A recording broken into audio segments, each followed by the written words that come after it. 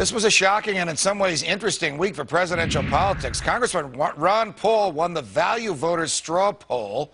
Governor Rick Perry flubbed another debate. New Jersey Governor Chris Christie endorsed former Massachusetts Governor Mitt Romney. Businessman Herman Cain jumped ahead in the polls among the Republican presidential candidates and actually attacked President Obama, saying the president's never been part of the black experience in America. A lot to talk about. Here with his insights on these political stories and what we can expect in the coming week, my colleague and friend, Fox News contributor Juan Williams. Juan, it's a pleasure. As always, welcome here.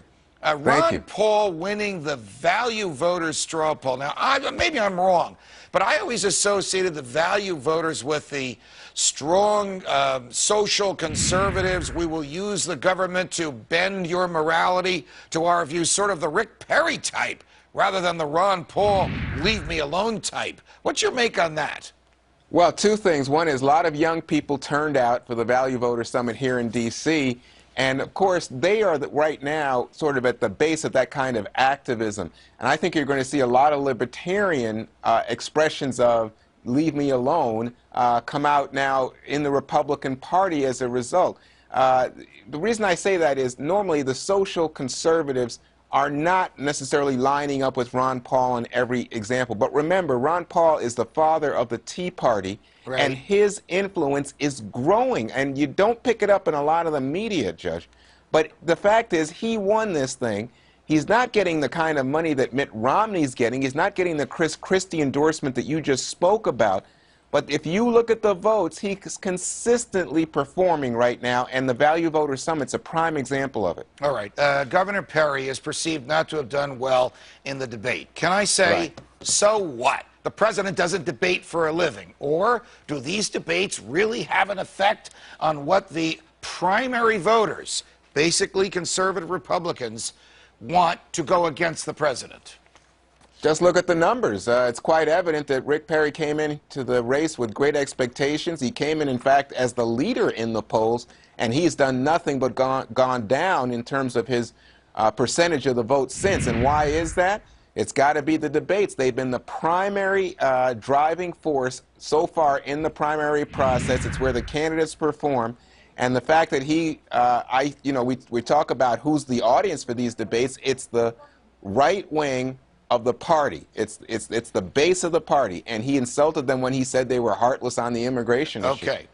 Governor Christie, full disclosure, a longtime friend of mine in New Jersey, announced that he wasn't going to run for office and immediately flew to New Hampshire and endorsed Governor Romney.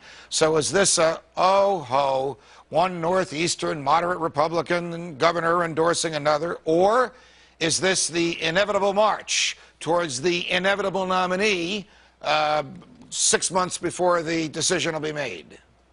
Money, money, money. Money talks. And what you see here is that a lot of the big money, New York money, Northeast money, right, and even some of the Bush party money that had been on the sidelines waiting for someone like Chris Christie, Mitch Daniels, the governor of Indiana, someone like that to jump in the race to possibly do a better job of appealing to the activists in the party, something Mitt Romney's not managed to do. That money, all of a sudden, when Chris Christie didn't get in, started to flow to Mitt Romney. Okay. So Mitt Romney's coffers are filled up, Judge. He's got quite a stash there in case of any emergency. We have about a half a minute left. This morning, Rush Limbaugh said Mitt Romney's not a conservative.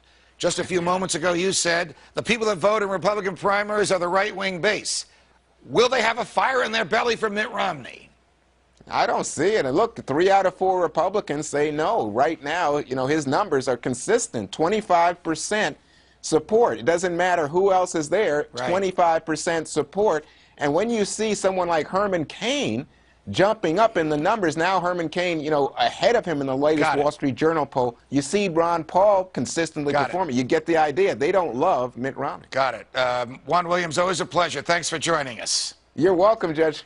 Once again, the federal government is overriding the First Amendment as it gears up to smoke out newspaper, TV, and other media advertisements. Find out what these ads are showing that have the feds up in arms. Stick around for the Freedom Files.